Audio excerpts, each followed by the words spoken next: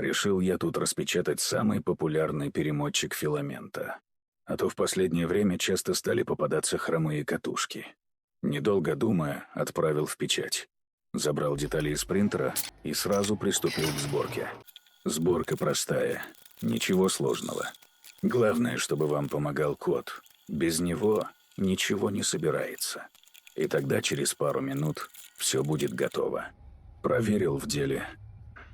И сразу стало понятно. Конструкция полная шляпа. Половина деталей вообще оказалась не нужна.